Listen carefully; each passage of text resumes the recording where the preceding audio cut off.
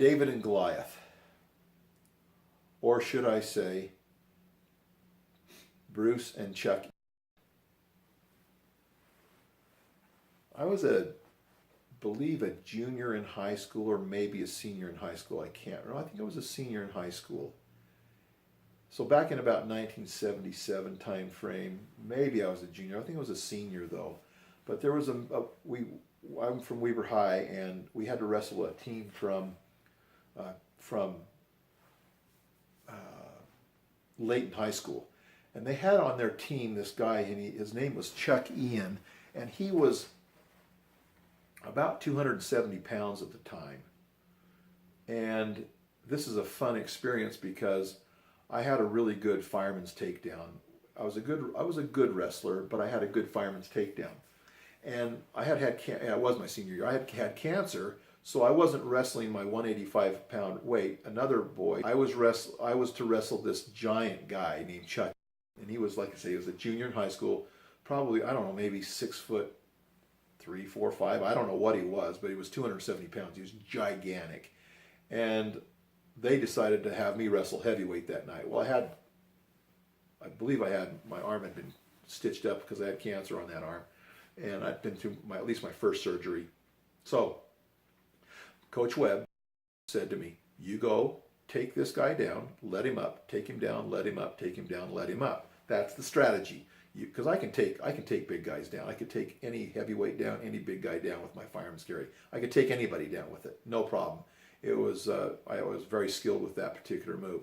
So I got out there and I started wrestling, and the fans were going nuts because I was this 180-pound kid against a 270-pound kid.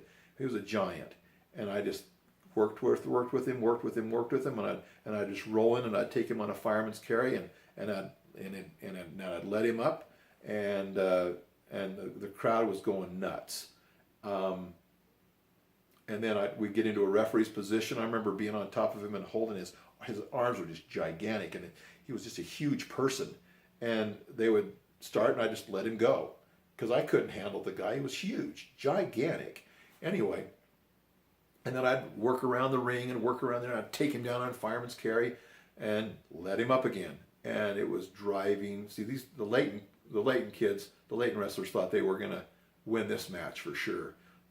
I don't know what the match score became, but I'm sure it was about, I'm sure that I probably doubled his points because I won by about double the points that he had scored, because I would take him down, let him up, take him down, let him up. I think I took him down a total of at least 3 times and let him up 3 times. So the score had to be at least 6-3 when we were finished, at least. But the crowd was going absolutely berserk. And so Jay's mother was going to throw their baby bottle at the ref because he didn't call something exactly right. And Danny, the son, grabbed the baby bottle and threw it at the ref, which caused a huge problem. So as I was over there, the people were going nuts. The bench, the wrestlers on the bench over at Layton High School were just livid. And I just looked up at him and I winked. I'm like, yeah, you got a tough wrestler here, and I'm kicking his butt. Now, and I'm not a trash talker, but I just kind of egged them on a little bit, and they were upset. I eventually won that match, and my dad ran up out of the audience. My dad ran up. His name's Jerry. Grabs me and holds me in the air, and he's all excited. And the ref's like, "Get off the mat, Jerry, or I'm going to call a technical on your team." Anyway, he got off. He's like, "I'm like, Dad, he's my coach. Just let me listen to my coach, And I don't know I don't exactly remember all the exact time frame of all these things that happened, but it was almost caused a riot.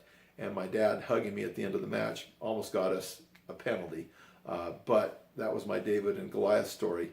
So Chuck eventually played for BYU football and went to play, I believe, at the Los Angeles Rams. He played there, and of course, that's where wrestling helped me win somebody that was larger than me, but I'm sure I would never want to get into a tussle with him now. But I would like to talk to him one of these days about that situation. I'd like to find him and tell him about that story, because that was funnier than heck. And I didn't mean to embarrass him or anything, but it was a fun match. One of my favorite matches of my whole time.